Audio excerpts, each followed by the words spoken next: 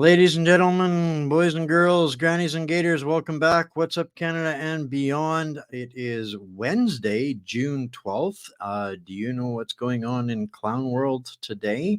We're going to talk a little bit about that in just a moment or two. First thing I need everybody to do, though, is to make sure that you have uh, given this a like, give it a thumbs up wherever you're tuning in from, give it a share. If you're not new here, you know that the censorship is beyond measure at this point, as they are now actively physically implementing Bill C-11. So things are getting hairy for getting good conversations and informative discussions out to the general population. So we need your help now more than ever. So make sure you give this a share wherever you're at. You won't have any luck sharing it on Facebook. We have been permanently, it seems, lost our privileges for streaming on Facebook. So tonight we're going to get an opportunity to have a chat with a gentleman I've been waiting for a long time to have this discussion with. I'm right in the middle of reading his book. He probably does not need a whole lot of introduction, but I got to tell you it is my honor and privilege to have Tom Marazzo on the show to join us for a little bit of one-on-one kitchen table talk tonight. Thank you so much, Tom, for finding some time to through your hectic schedule to get here and hang out with us this evening. Yeah, no, thanks for having me on. I know we've been doing the dance about coming on for a while. So, yeah, it's good that we finally connected and we get to talk. So, and I Yeah. appreciate you are the one who bought the book this month. So I appreciate that. Well, Yeah. I actually I gotta have to admit that I'm Mhm. hoping that I get away with helping a few other people find their way to your book and picking it up. Mhm. I actually had somebody lend me this book because they heard that I was getting a chance to have you on the show. So Mhm. it's now on my wish list on Amazon, and I'm going to make sure that I get it. I'm about four chapters in on it right now. Your foreword was written by Dr. Julie Panesi, who Yeah. we had the privilege of having on our show just Mhm. before she actually got terminated. I think Yeah. this show was one of the reasons she ended up in that situation and being forced to have Mhm. to do the right thing and stand up to what was going on, going back on 2021 now. So Mhm. um, yeah, this has been a whirlwind for you. I know, Tom. You kind of got thrust into all of this, into the deep end, into the heat of the fire, right out of the chute for you. I was very impressed through watching you throughout the entire process of what happened in Ottawa throughout that convoy and the process that evolved, and so I was anxious to get a chance to read your book and one of the things that really struck me, it was you both spoke to it in the book about we think, therefore we are, and these are testimonies, and it's important to tell the stories because these testimonies and stories is what lives on in spite of all of the things. That is the immeasurable human within us that Mhm. AI will never be able to adequately replicate, is how we express and how we feel and live situations. And that's the part that people connect to when we're telling stories. So thank you for undergoing what you say was a very laborious endeavor to get that book out to us. And I'm glad to have it. And I'll make sure in the Substack, guys, and if you're in the show description, you'll find a link. Go over there and buy one of Tom's books. And then maybe the next time we get Tom back, you can say there's more than one sold, Yeah. because I feel Yeah. guilty not having bought one. So I'm leaning on the community to go and pick up a few more. But it's well worth it. And these are the things that, yeah, exactly how that happens. Somebody had it, they'd read it, they loved it, they were able to give it to me. This is the legacy that, regardless of the censorship, that makes it very difficult for them to stop the truth from getting out. And you're still here. So kudos to you for that. So tell folks out there, Tom, that may have been living under a rock, that don't really understand or know who Tom Marazzo is, besides being pretty much like the rest of us. Mhm. Average working Canadian dad trying to get through the world, living life as it's meant to be. But you served our country, and thank you very much for still serving our country, because that's how I see it. I didn't have that privilege, but I have the understanding and the mindset, and that's kind of how I look at every single day. Is Mhm. what can I do when I get up in the morning to serve my country? Do you still have that, Tom?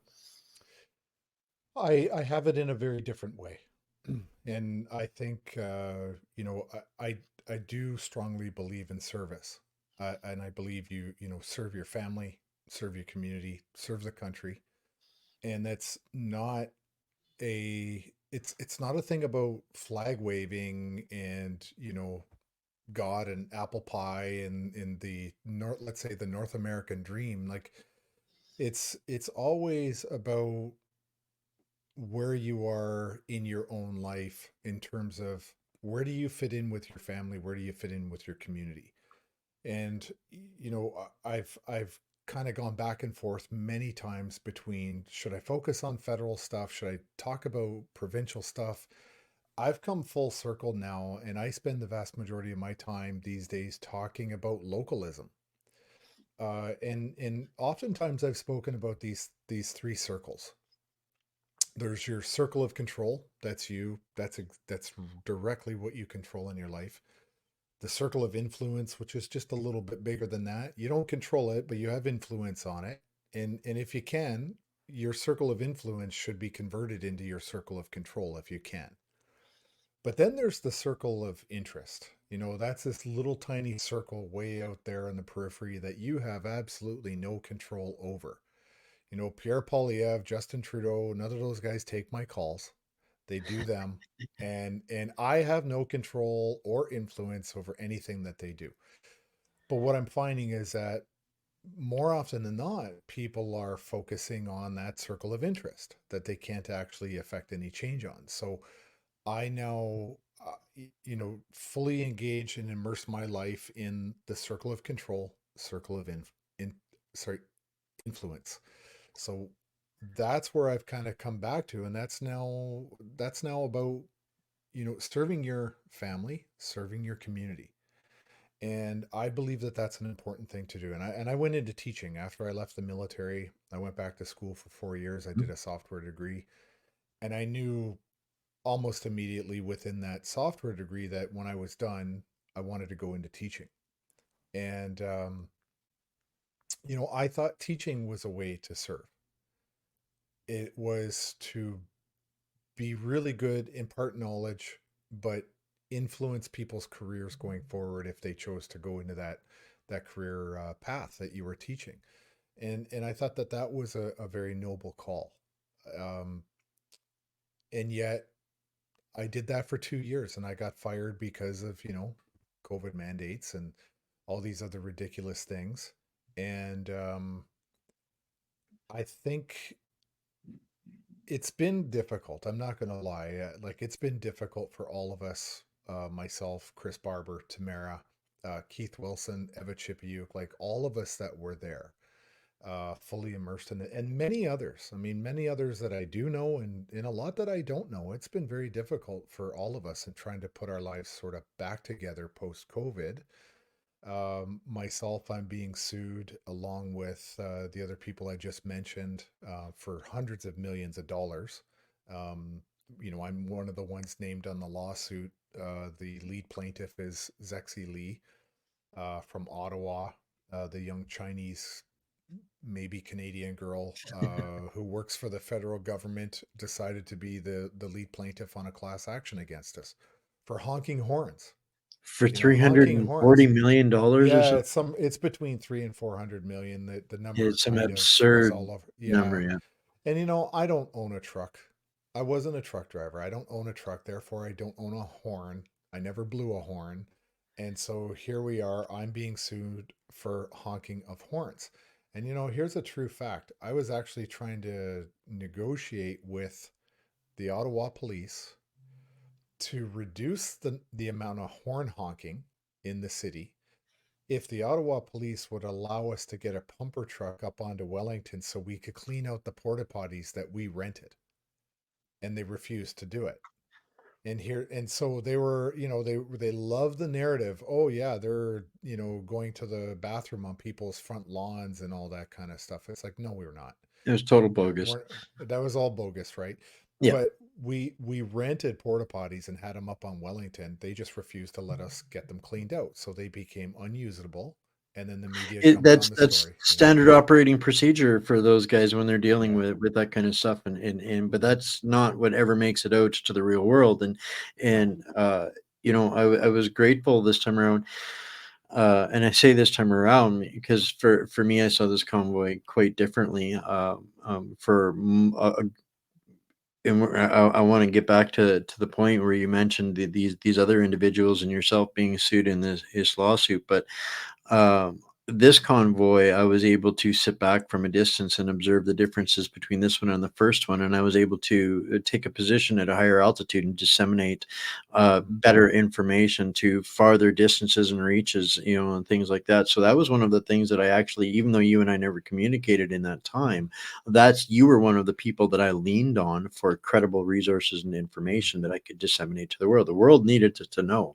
This was not the world's first kick at the can with a convoy in Canada. They Hmm. had been waiting for this 2.0 after the first one in 2019 that really Hmm. set the liberal pants on fire then. But they had done a very good job of suppressing the first one through the same machinations of lawfare and media control and all of those things that they lost control of the second time around, but they had full control of it the first time around. So now you're stuck in this absurd lawsuit because somebody's feeler got hurt who just happens to be a protected individual of the political class in Ottawa, where this is now ongoing, and this is where it gets so hypocritical and makes Canada so embarrassing. 2 years into this, you guys are being tried and persecuted for mischief to the tune of 300 and some odd absurd $1 million, Hmm. when our environment minister has twice actually committed serious crimes, let off on mischief with absolutely nothing, and now he is the head of our environmental Stasi in Canada. This is, the world is not blind and deaf, dumb, or stupid, and they see this going on here in Canada. But when, like you said, you try to reach out to any of our representatives, it's a stone wall. Is Hmm. it's and this is I love hearing what you were saying about going back to your community. That's where the Hmm. service begins. Yeah. And to me, people on this channel hear it all the time. I say it all the time. Localism is the 100% safe and effective cure for globalism. It's Yes. all of this insanity is coming from far away, dreamt up lands in fairy tale clouds, but it depends on localism for the implementation. So this is where reestablishing and fortifying and securing our own communities Hmm. is the heart of evading the devastation that is going to be coming if this isn't ultimately, in my opinion, stopped. But I think I have faith. I look at this from different altitudes, and I think we're winning, but it's going to get really ugly and nasty yet. What do you think Hmm. about any of that I just ranted off about? Yeah, no, so there was I mean we've heard the expression do not comply, which I agree. I think that's a very smart message. Civil But disobedience is the heart of it, democracy. it absolutely is. And yet there was a new saying that I had heard from a veteran. He belongs to Veterans for Freedom. I never met this person who said it, but he said, "Okay, we're not going with do not comply right now. Do not rely." Do not rely on the government. Do not rely on the I love hard, that. on the medical system. Like, stop relying on other people for your well being. It doesn't mean avoid community. It means fortify your community. Build a better community in your local area. Get it. You might live in a 50-story beehive in downtown Toronto, or you might be out in the country somewhere, but you're still in a network somewhere. Yep. You even if you live in that beehive in Toronto, you can still drive out to the outskirts of Toronto somewhere, find different markets, find different farmers, build that community. And the more distance you put between yourself and reliance on the banks, the hospitals, the government, I think the more enriched your life actually will become. So, that's why do not rely is such a simple but important message. And that can only be achieved through localism. I love that so much. I just posted it out in all of the chats in all of the threads that we're streaming on, because that's so simplifies exactly the when I go on underground speaking events, tours. These are the things that I'm out there teaching them. I do an assessment, find a baseline. What do you have an abundance of and a shortage of? Mhm. Figure that out. Your abundance is your leverage to communicate and establish in your local networks. You figure out that, and then you move out from there, because when the end of the babysitting comes, those that have established a strong community of infrastructure on the necessities, they're the ones that don't aren't reliant on the establishment, the quote unquote government. And how I see this playing out, Tom, is we're headed for a collapse. The insanity was unsustainable. They have Mhm. printed our country into oblivion, and there's going to be some ugliness. And how they plan this in their great reset, build back better, is to crash the system and then offer carrots for compliance. Help us rebuild as we, a better tomorrow. We'll build it back better. All you have to do is accept these things that you need. This currency, you can go to Walmart, the what did they call them during the essential services places? You Yeah. can go to Walmart and all the places that they themselves own, and you'll get your necessities. And don't worry, we've got some high density living. You won't need a vehicle. We can stack you up in the people coops, and there we can rebuild society. And they're going to be dependent on they're depending on us being 100% dependent on them, and that's how we beat them, is by Mhm. making our own communities strong enough to say, yeah, no thanks, don't need Yeah. your Satan crack. I, I agree. I agree. I mean, a lot of people, they're preparing for something to come. And I think that's a smart thing, even if you look at it in terms of it's just an insurance policy. So, Yep. hey, we all have house insurance against fire and theft and, damage. We have auto insurance. We have insurance. So just take it one step further and just say, this is responsibility insurance. I am now going to be responsible for my own well being if there is a much greater event. Okay. That's all it is. You don't have to take it to an extreme level of prepper. You don't have to go that extreme. You can if you want, but here's my take on the whole thing. If you are preparing to just be off grid and you're not relying on the government and nothing ever happens, with today's modern technology and machinery that you can purchase, look at the quality of life that you're going to have. If you're providing for yourself and your family, and you're not reliant on the healthcare system because you're living a more healthy mentally and physically as well as nutritionally better life. When you live off grid, you've got to be active. You can't just sit back and have the house take care of you. You got to take the whole, your property. You have to take care of it. You're not sitting around doing nothing. You're active. You're physical. But I think overall, mentally, when you know that you've removed insecurities, so you've removed water insecurity, food insecurity, energy insecurity, that elevates your actual security. And I think it is psychologically a much better way of living our lives than, trading your hours for some credits somewhere. Because that's what fiat currency is. It's just trading hours for credits that you Yep. can apply to different organizations, right? So one of the things though that I've been doing, I was in April, I was up north and I was brought up to meet an amazing group of people, just ordinary Canadians, and we talked. We spent the weekend. I taught them how just to do planning. So you can get all the prepper books you want. You can read all the project management books. You can get all these different books, but there's a methodology, there's a sequence to actually doing planning based on deductive reasoning. And I wrote an article in my Substack about it, and I'm pretty sure that one I've just converted for free because I think that's an important article that people should read.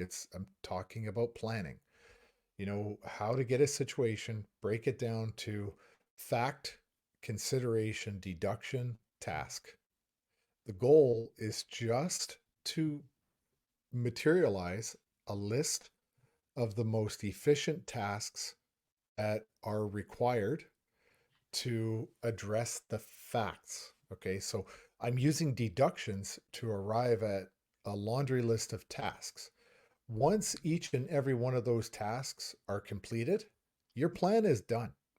It's over. Like that's what planning is. It's just developing a list of tasks that you can achieve. And then, there's a little bit more to this. You want to identify what are my constraints. For example, let's just say a constraint is to where I'm located, Lake Ontario is south of me. So in a natural disaster, I know I'm not going south. Lake Ontario is a physical constraint for me. Yeah. Now, what are my assumptions? You want to list assumptions when you're talking about planning. If I gave you a scenario and you said to me, well, I'm assuming this or I'm assuming that, great. Your assumptions actually lead to more questions because I may not have thought of those questions. And you say to me, well, listen, Tom, I know if you got to get out of there, you look young. I assume that you don't have any medical issues that would prevent you from leaving your house. Well, maybe somebody in my household does, right? So if you list your assumptions, you derive questions from that. So Yep. when you're looking at assumptions and constraints, then you take the problem and you break it down into a fact, a consideration, a deduction. Those three things right there will help you get a task. And that task is the most efficient, fat free task that you could derive to, the situation you're in. That's your plan. I mean, that's all it really comes down to. And I did some exercises with this group of people, and the results really spoke for themselves. That group, they were very happy with that knowledge and that understanding. And I would love to do more of that type of work with different groups because I think it's an important skill that people should have. I mean, you can get all the prepper books, you can get project management books, but they're not really always telling you how to follow a process. They're going to They're sell you telling, lots of stuff. yeah, and they'll They're tell going to you sell you lots of gadgets. yeah, you need to get a bug out bag. You need to have MREs or IMPs. You need to be canning. You need to be doing this. Well, wait a minute. My situation dictates that stuff isn't really going to apply to me. So based Yeah. on my own, and this is why I agreed to go up to this with this group and teach them how to plan, because I can't do a plan for somebody, like I said, in a Toronto beehive, and then somebody out in the country and think that that's going to be the same thing. I have to Yeah. teach you how to do your own plan for your own situation. So that's what I did. I had a great weekend. I met some incredible people, and we had a lot of fun.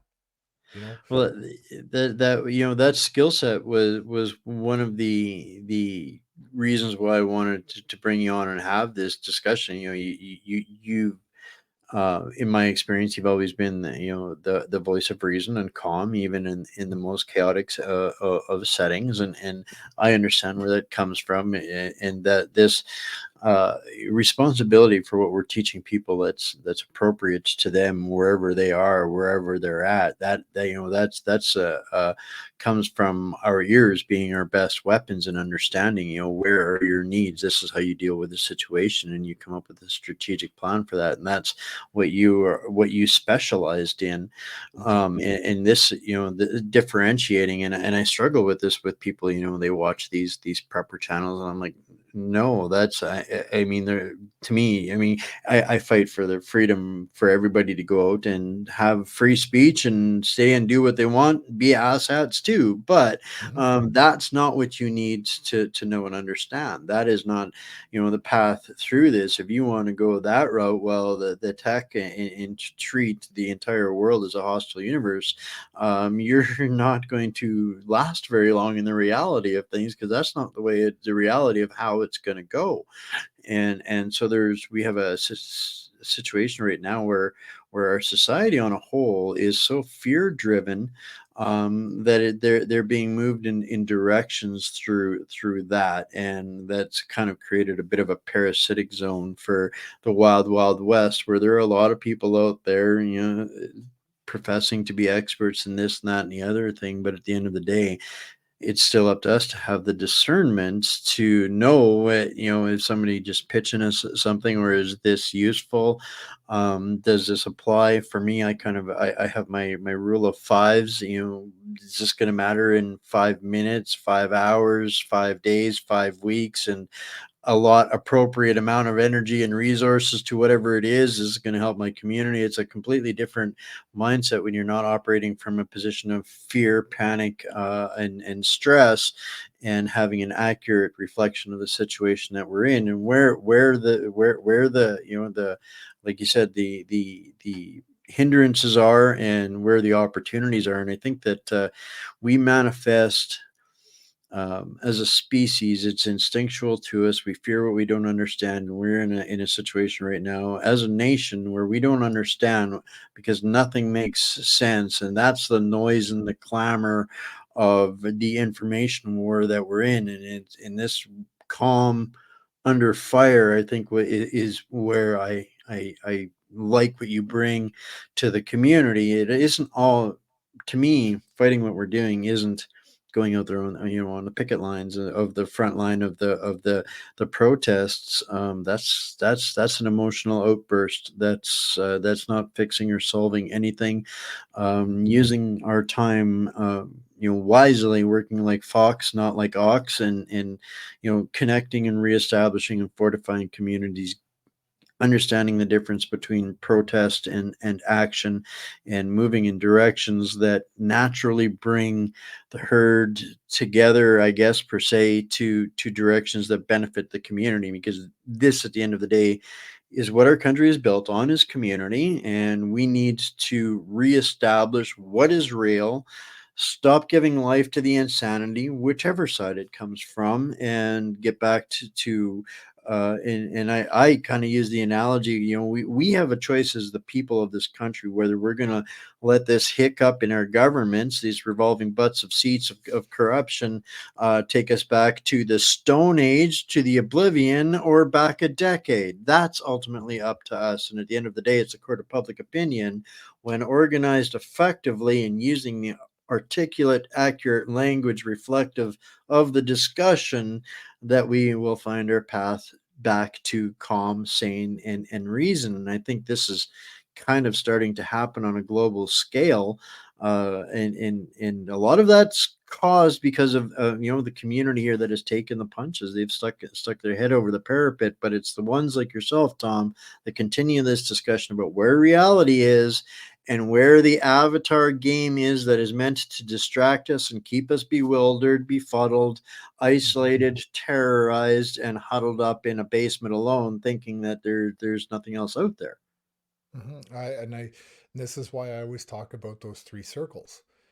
I can impact what I control and what I influence, but that circle of interest.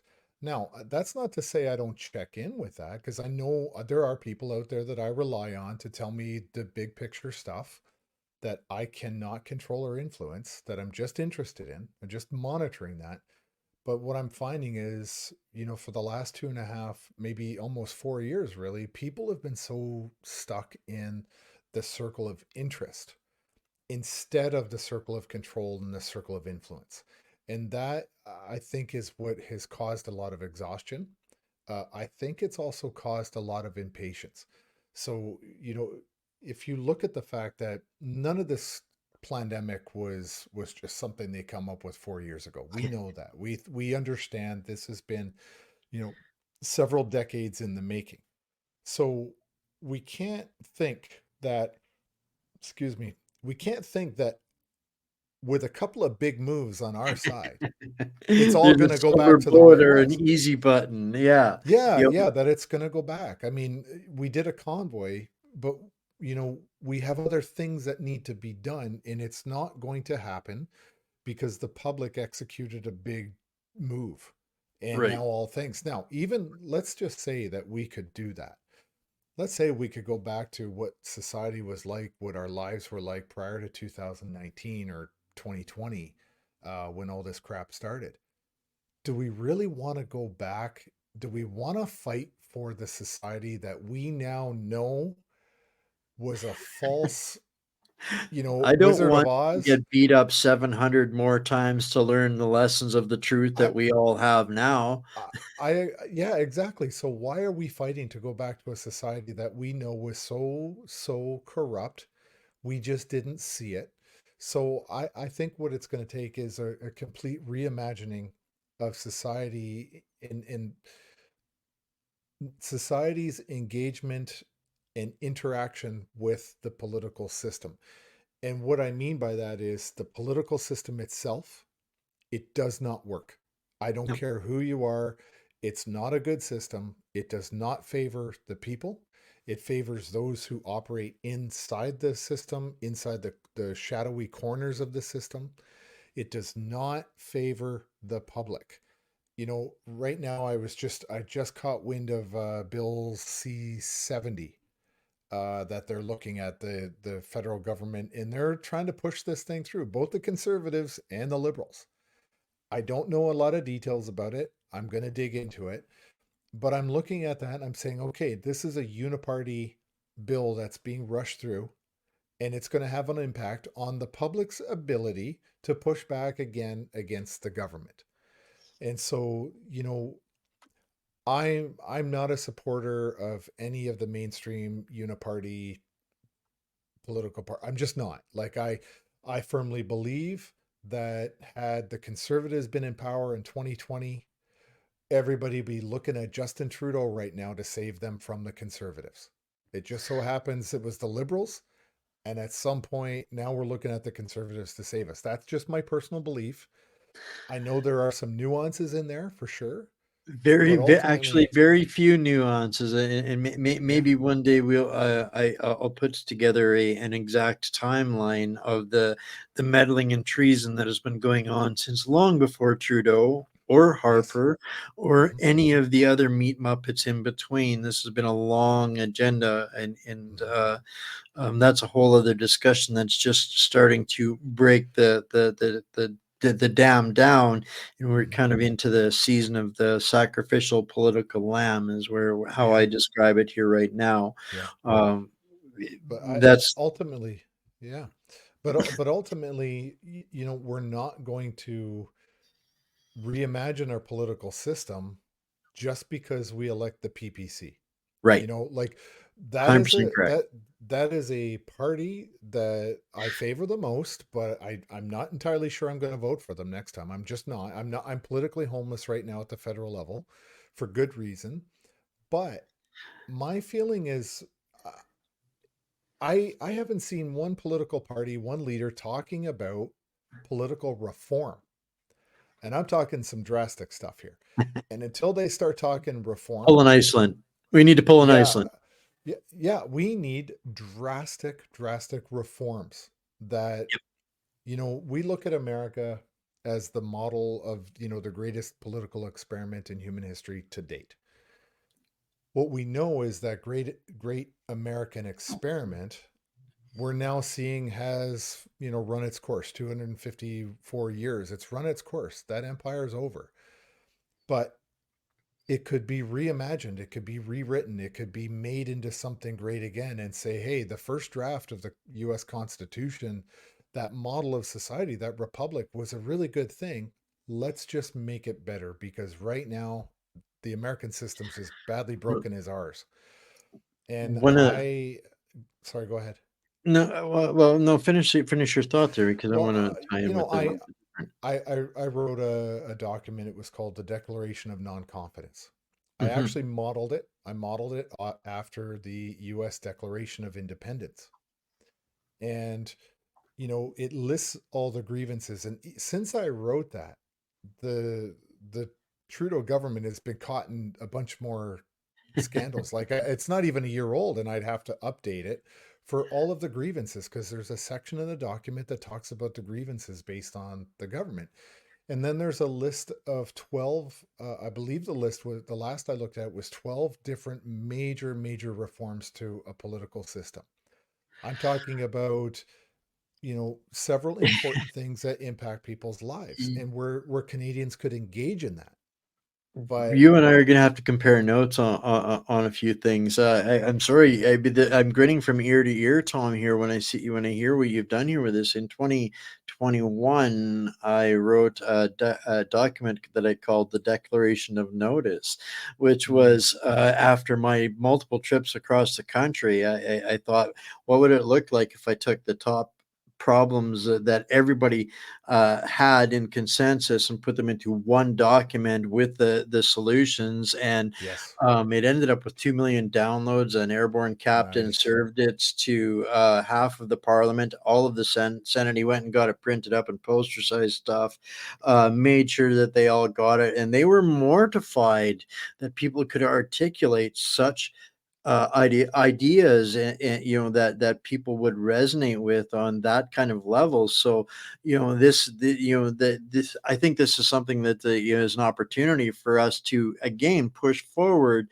refined ideas. And when I looked at it a year later, it was the same thing. It needed Mhm. some updating. And I'm looking at this just the other day going, man, people want this again, but I don't want to put it out again until I update it because the situation has evolved. The response needs to be different. There is so much more on the table. That doesn't Mhm. mean though that it has to be more complicated. And I think that's something that we're incredibly guilty of, is overcomplicating the path to solutions. And it's because we have this instant gratification society that they have manifested on us. The instant we think about something or wish for something, well, you can buy it. It'll scroll across your screen about four different versions of it on whatever device you're using. So this is how they maneuver us and to keep us, what I call the satanic lullaby, and keep Mhm. us on those little shots of endorphin, the tech.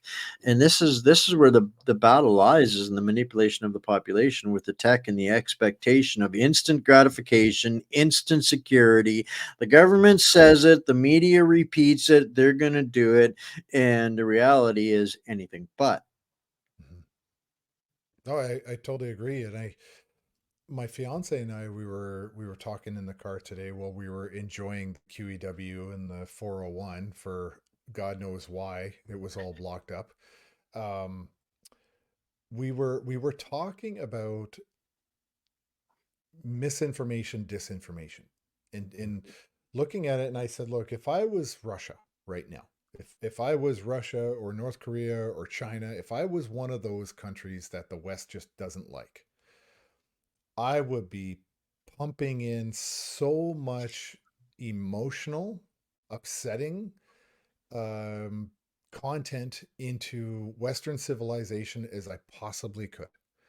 I would make the people of the West so incensed that if a leaf flew by, they would be ready to say it was a conspiracy. I would pump everybody's brains so full of highly emotional, contentious content and blame the governments that all these people come from.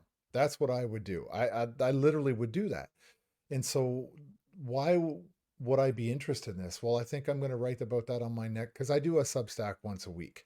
And I think the idea is to say, look, you need to be able to discern who might be to gain by putting out certain content on your social media feed, on your Twitter.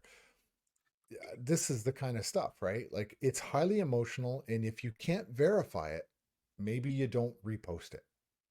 Well, this is one of the things that I've been really taking a step back over this spring here and realizing when I first started my platform just over 5 years ago, and even at the beginning of COVID, I was the only one really that was doing those kinds of things. Here we are a couple of years later, 3 years, 4 years later, and there's hundreds and hundreds of people out there doing this. And we now have gotten to the point where we need to understand the difference between entertainment, education, news, noise, which is, all things of a thriving, healthy environment, alternative, public square. But this is why they fear in us in doing all of this, that the only thing that they have to counter that, they can't silence us all. So it's this misinformation, disinformation. But the thing that strikes me about this is, if I were the bad guy, that's exactly what I would do. Yes, Hmm. but here we are in an inverted situation that our society has never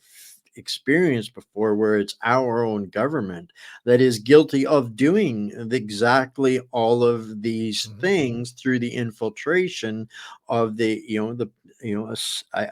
don't even, the realistically, and by the letter of law, all 338 are guilty of some form of meddling, foreign interference, or treason, just by association of the organizations that they are friends with, or lobbyists for, or whoever put them in office. But cutting them some slack, they aren't even the worst of the worst in this system. So it's the system that is damaged and destroyed beyond all capability. That doesn't mean the walls around the system can't be restructured and repurposed, but it's at that point in time in history where it's up to the people to decide for that to happen. I feel, and and if we want to truly exercise democracy, we have to understand that that is the highest jurisdiction in every land is the court of the public opinion. But it takes a unified public opinion, and this is where they interject, and they fear us and the public square and the discussion and the censorship and the misinformation that our own mockingbird mercenaries media is guilty of pervading. And this is all a small group of people that are that I see within our system right now at the liberals finally agreeing to take part in an inquiry into this. No, they want to control how the story is spun for damage control, to make sure nobody is looking at any of them. They have picked out their sacrificial lambs to pacify the masses, and these are the things that we have to be relentless about uncovering and saying no. And that's the court of public opinion that's dependent on doing that, because they're not going to be able to depend on people like myself or yourself in the public space, because at some point here, with 63, we've all got our own labeled gulag. Hmm. Absolutely. And the beginning of this, the pandemic, it was the government, every level of government was just pounding Canadians and other countries, their governments were doing it to them too, pounding them with misinformation and disinformation the whole bloody time. And then the war in Ukraine started with Russia and the whole bit. And then now all of a sudden, everyone's turned their attention to Russia. Like, literally the day he revoked the Emergencies Act, I think the next day they went after Russia because Russia invaded Ukraine, or whatever the deal. I honestly, I could care less, to be perfectly honest. Um, I really don't care about the Russia Ukraine conflict. In terms of what does it mean to me as a Canadian. Um, I could get, That's that's a whole different episode, I'm sure. Um, for my community here, I just want to cap that off with something. That is exactly how anybody in leadership in any capacity, in government or not, should be thinking about the conflict in Ukraine. Unfortunately, I have to know to dispel the disinformation and the misinformation and the propaganda. So I am deeply entrenched in the knowledge of the real truth and story about what's going on over there. And but I don't choose to be. I only have to do that for self-defense. Know thine enemy and know what they're doing. Understand the battlefields that impact us. What are they using to justify this pillaging and this wealth extraction of our country and laundering, money laundering, and the biolabs? It's all connected to this. Mhm. But the bottom line of it is, politically, we've got no business dealing with that, especially when we think of the hair-laden meat muppet in Ottawa running around yipping like a chihuahua, forgetting who our neighbor is on the northern side of our country. Like, how stupid are you? Excuse me Oh for yeah. that, but No, I agree. Like I wrote about it on my Substack as well. The fact that, you know, I if you look at Russia, and we'll just talk about this because I think it's important for people. It's part of everything else that we've been talking about. Russia during, you know, when the Cold War started, there was the Warsaw Pact, you know, Lithuania, Latvia, Czechoslovakia, when they were still together. Uh, Ukraine. Now, Ukraine was not part of the Warsaw Pact because they were considered basically almost like a separate province or state of Russia. They were under such dominance from Russia that they weren't officially part of the Warsaw Pact because it was like Russia is the leader and Ukraine is our little stepbrother there. So when you look at the fact that the Cold War resulted in NATO, okay, but once Russia declared bankruptcy and the NATO should Berlin have Wall shut came down. down, NATO should have disappeared. They didn't have a Yep, reason to exist anymore, right? yep. But what's happened since Reagan? 17 new nations since then. Yeah, they've just pushed forward Pushed, east and east and east, right they've on his cornered border. these people. If you look on the map, if you look on the NATO map, three sides of Russia have NATO countries on Yes. three of his borders. Of course, he's going to want to project his power out and create a buffer, right? Now, honestly, forget about the whole NATO stuff for a minute being on his border. Look at it this way. If he wants to go after one of his former allies, that's his that's up to him, that's up to Ukraine. If the other countries in that area are worried about Russia expansion towards the west, well, then reform the Warsaw Pact and contain Russia. Okay. Don't assume it to be NATO's problem. Those are local people, regional countries that are there. Let them contain Russia on their own. Why does a Canadian or an American or an Australian or a French person or a British person, why do they have to risk their sons and daughters going over and getting killed or killing Russians? For who? A former mortal enemy of the West. You know, when I was a young soldier, I joined the reserves in 1990. I was 16 years old. I'm 51 now. We trained for the Cold War even in 1990. It was, you know, a Yes. year after the Yes. Soviet Union collapsed, but we were still training for the Cold War for a couple more years because you never knew what was going to happen.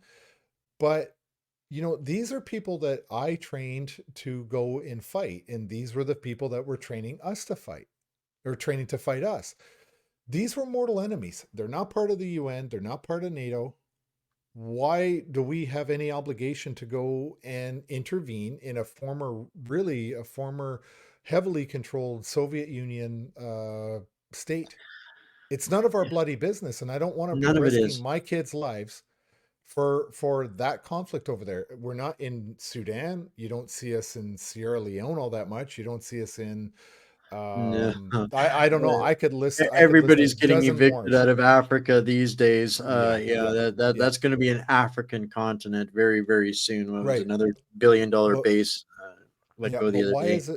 why is it important to us as a Canadian? One, It shouldn't be. because World War I, World War II, Canada actually had a draft. Hmm. Okay.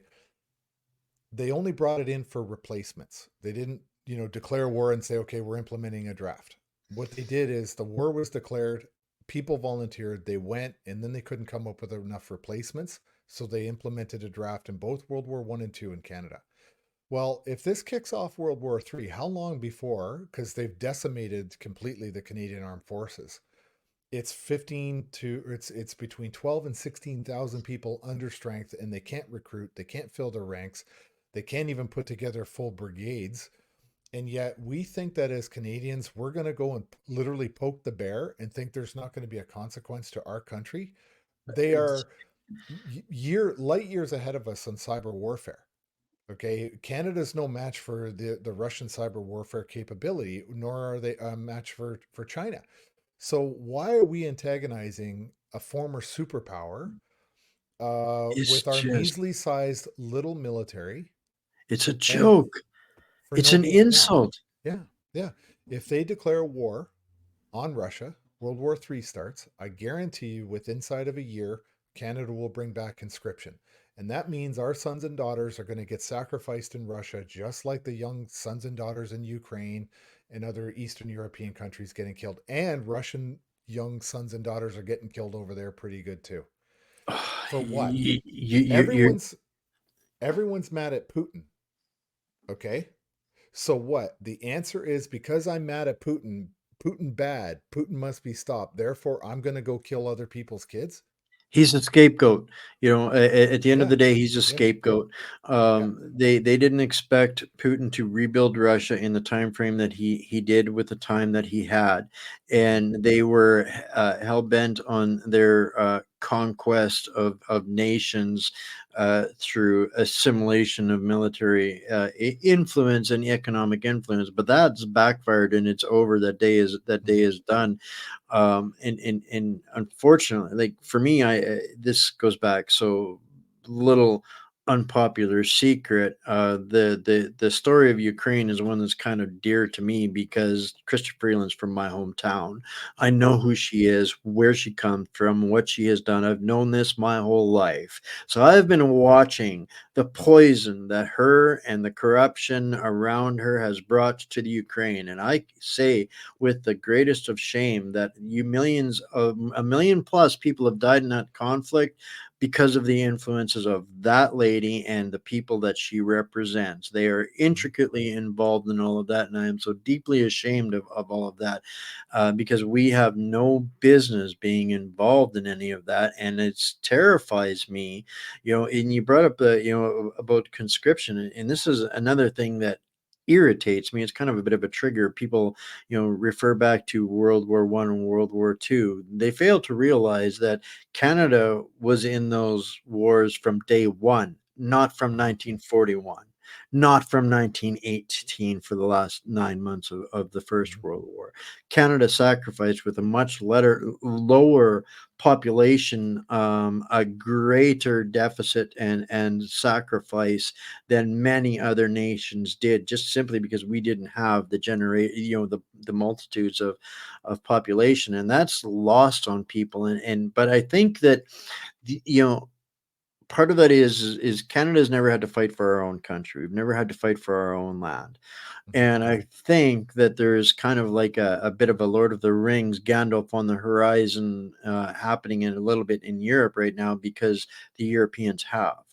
All of them have, and they have a Mhm. very long memory. And it's really all over the news right now about the shift to the hard far right over there. No, no, no, no. That's people that are done and they are not willing to send their sons and daughters into that meat grinder because it's not what our media here is telling people. And what's going on, it's not Putin that's escalating this war, it's Biden giving Ukraine weapons that is targeting regions of Russia, interfering with their defense systems in faraway places in Russia that Ukraine has got no business dealing with. And Putin has identified, rightfully so, that at this point, by providing these weapons and engaging in this manner, you are legitimate targets. And we should be incredibly grateful at Putin's restraint and being the adult in the room right now, because if we held ourselves to the same standards as our grandfathers did, we would expect to basically be obliterated right now, and rightfully, justfully so. And this is such a travesty that none of this needs to be happening except for the deception of small entitled in groups of individuals with lots of money, power, wealth, and influence. It's this is the part I think that we're going to come out the other side, Tom, and that's going to end. That's going to Mm-hmm. end. And that's going to, I think, because of the evolution of technology, the equality of information. They can only play the whack a mole game on us so long. The world is coming into alignment and understanding and agreement about what's right and what's wrong, whether these guys that control the megaphones behind the green curtain do or not. Mm-hmm. That's kind of just how I see it. Yeah, Maybe and not in my lifetime, but that's happening. I hope it does. I really do want to see the collective consciousness of the people really kind of come into an alignment. And I like what's happening in Europe right now. I like what happened to France. Hmm. It's funny because nobody calls a snap election unless they believe they have a reasonable chance of winning a majority. Or hiding the But when steel or in something, the yeah, confusion. but when you just get your ass handed to you like Macron did in the European Parliament elections, and now you think, okay, let's dissolve the government and go to an election in 3 weeks. I'm hoping he gets knocked flat on his back. I hope his party gets obliterated. I hope he's done. I'd like to see this. Let's make it like the Arabic Spring, non-violent, but the let's say the European Spring. I guess it's the summer. But let's see this wave trickle all the way through Europe. Let's see it happen in Germany. Let's see it happen in the Netherlands. All these countries that are now attacking their farmers, let's see all of those governments catastrophically fail, and right leaning parties like the far right. I mean, that's been a big bone That's of just contention what for a they lot of call it, people. yeah, because they're Yeah, so far right. far left that if you Yeah. take a half a breath, you're to the far right of where Oh they're yeah. at. Yeah, So they've pulled it so hard to the left that yeah, anything on the right now is just sitting in the middle. yeah, yeah, That's all. And I hundred think percent that was the agree. ploy all the time. That was You the know, ploy all the time. but, uh, last thought before I get your feedback on this, and I let you go. And I'm very, very appreciative of you taking the time to chat with us here. I see you're aware of the rise in temperature of the emotion out there, and you're Mm, acutely aware of that, as am I. And I think, and I've talked about this with other people on my show from time to time. We're at a point where people are going to have to make a conscious decision, and mhm, we're being forced into revolution, but that's not necessarily how it has to go. We have a choice between renaissance and a revolution, and mhm, I am 100% in favor of a renaissance over a revolution. And so mhm, this is why we have to be now more careful than ever for the things that are meant to push towards that, and having common sense and level head. And if you're emotionally out of whack, go and read one of Tom's Substacks. mm. Yeah, I read a lot. I write a lot. Turns out I really quite enjoy writing. I feel like I take a lot of the sentiment out there, a lot of the emotion out there in when I write. What I'm just trying to do is articulate my own feelings about what I see, and applying my own logic to what I see. And that seems to resonate with a lot of people, and for that I'm grateful that I can sort of provide that service to a community of readers that know something is inherently wrong. It's just, how do I explain it, how do I articulate it myself to somebody else? And that's what I like about writing. I In the future, I've got a couple of projects I'm working on. Finally, I will be working with the Ontario Party here in Ontario. It's the party that I ran with in the Ontario election 2 years ago. I'm looking at possibly taking a position within the party, but I'm also working with a very, very interesting web application. It's a partially a social media application, but it's not passive like many of the other social media platforms like Facebook or Twitter, where you just, you know, say what you want, you fire and you forget. This thing is going to be a lot more hands on, this type of platform that I'm working with. And a great guy, the CEO of the company, reached out to me and said, "Let's talk about your involvement in this." And I'm very excited for that. I'll just say that. But it's something that you can use every day to actually take steps, take action, and I'm very excited about it. Very excited. I think there may have been some divine influence in the timing of our discussion, Tom. I know that we're going to have to Mhm. get together and talk Yeah. in a more informal head melding capacity, because we've been building some stuff too, and I would really like your thoughts and opinions on that. And Hmm. this is what I love, the creation that comes out of the chaos. Yeah. And to how I see things, I think is how you see things. I read that you're an expert in Krav Maga. I Hmm. worked with an 8-time world Muay Thai champion who loved it, taught it as well, and so I have a deep respect and understanding for the old adage that goes, "It's better to be a warrior walking in a garden than a gardener walking in a war." And I Oh yeah. thank you, sir, for being Yeah. a warrior walking in the garden and helping to nurture and grow, help our community through a homeopathic Hmm. ideology, I guess, for Yeah. lack of a better way of saying it. So, last thoughts before I let you go here, Tom. It's been such a pleasure to have you on. Really look forward to chatting again sometime soon. I think last thoughts again come back to what we started with, which are is do not rely, focus on localism. Don't be afraid to build your networks in your local area and develop skills. Skills are an important thing. Even Don't if you've never, underestimate the value of yeah, your skills you do have for others.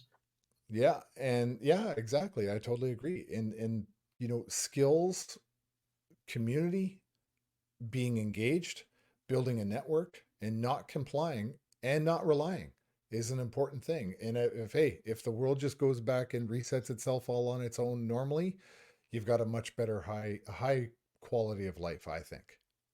I couldn't agree more. It's a All pleasure. right. Been a pleasure, Tom. Thank you. Thank you so Thanks, much. Wayne. Wow, that was a refreshing discussion. I think we all need more of those, guys. So thank you all for tuning in, and joining in. Stay mighty, stay strong. I'm a genuine believer that love is our default position. Everything else is, a reaction, or a necessary or unnecessary reaction to the environment that we are in. So. Give it a share, guys, and we will see you. What do we got tomorrow? Tomorrow, we're going to be digging into a little bit more of the geopolitics, conflict implications, and what's going on with I guess you could call it the Cuban Missile Crisis 2.0. So we will see you tomorrow.